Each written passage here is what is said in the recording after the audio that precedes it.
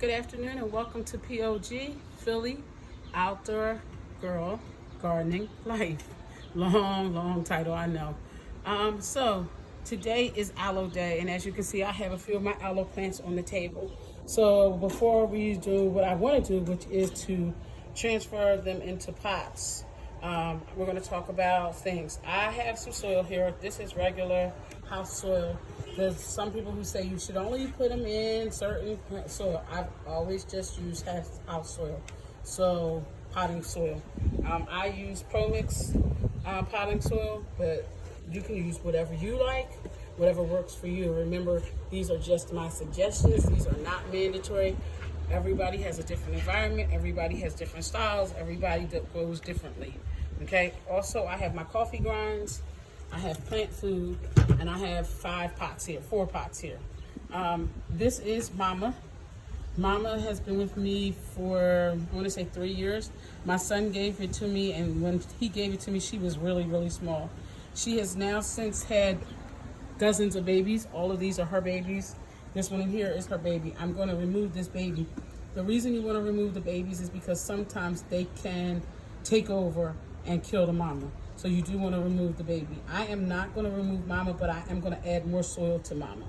So again, let's talk about aloe. Aloe is a great house plant. Yes, you can grow aloe outside depending on what zone you live in. But in Philadelphia, most people grow aloe on the inside of the house. They are usually used for medicinal purposes. You can break off the ends, and as you can see, I've broken off an end here. And I broke off this end because somebody got burnt in the house, and I broke off this end probably for a sunburn, but you can break off the ends. And once you break off the ends, you'll see that it will seal itself up and heal itself. This one got bent sometime during travel. Remember, I am a teacher, so most of these plants come back and forth from home to school and school to home throughout the year, okay? It is a succulent.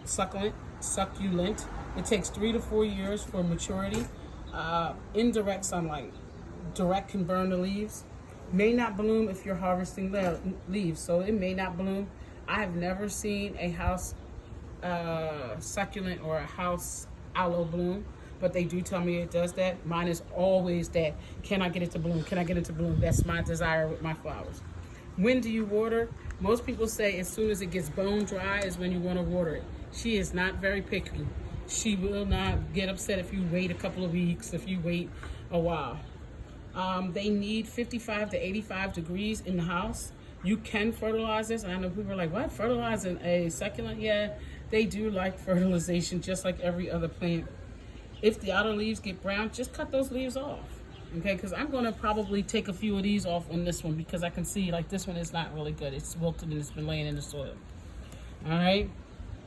These can get diseases or bugs, mealybugs, scales, and mites, so you want to watch out for that. And if it's too many in a pot, like this one here, it can start damaging the other ones. So this is why this one is starting to turn brown, where these are still green. This one is the weaker of the links. Again, as I said, medicinal sunburns, regular burns, acne, hair, cold sores. You can use this on any of those things. So now my goal for today is to repot. What I notice about people who repot, they usually mess up on the repotting, and then they're like 2 weeks later, it died because I repotted it. Well, what I notice is, yes, this is moist soil, but it's not wet. So what I do, and again, like I said, this is me. I have some old soil. Somebody asked me earlier, can you use old soil? I don't like throwing soil away, so I'm just gonna dump it in here. I'm gonna mix it up. I made sure it wasn't any old plants or seeds in there earlier. Okay, I'm going to add some coffee grinds to it. And remember, I add coffee grinds for nutrients, but I also add coffee grinds at the top because the squirrels love my garden. So to keep the squirrels out of it, I put coffee grinds on the top. So right now I put some on the inside in the soil. Remember, I'm mixing up the soil.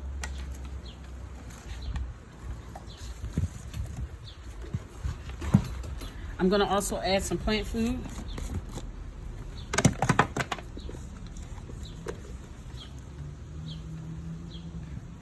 And as again, what you do is what you do. Some people like to dissolve it in the water. I just like putting it in there. It makes it more of a slow release. And then I'll mix it up like this. Some people don't like not using gloves. I love the soil in my hand. Now, the next thing I do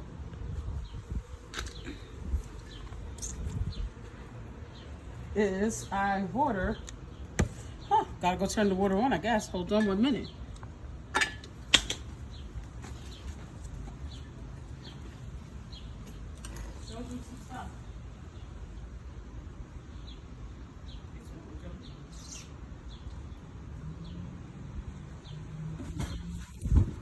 Stop. Okay, so then we're gonna just wet the soil.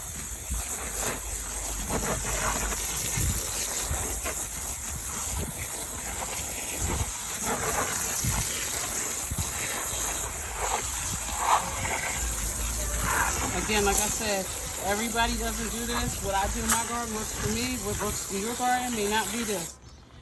I then stir it up just to make sure it's all wet.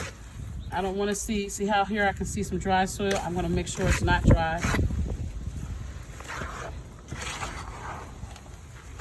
Stir it up, stir it up, stir it up. There we go. So it looks like all of it is wet. Oh, wait, got some more dry soil over here.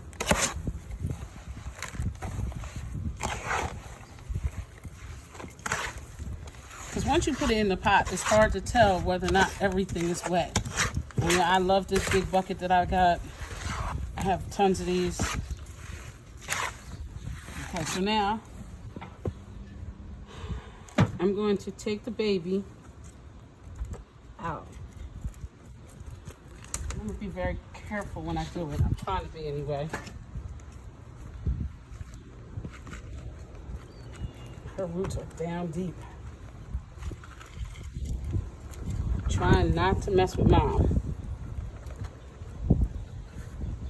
Oh.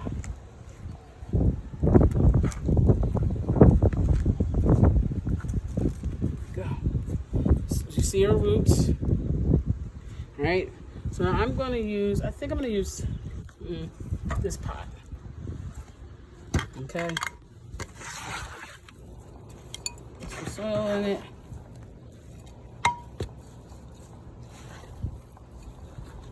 Put my hand in.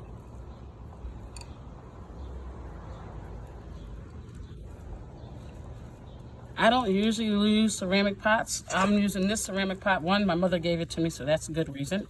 And two, it does have a drainage hole in the bottom.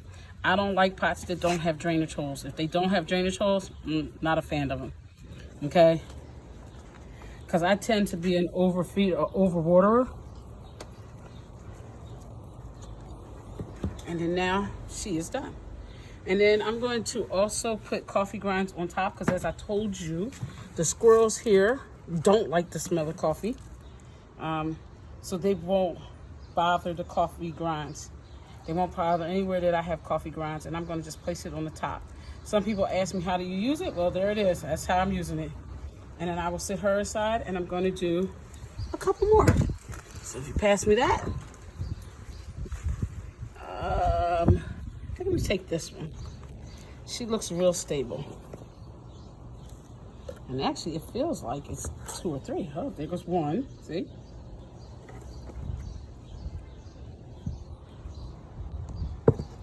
Here goes another.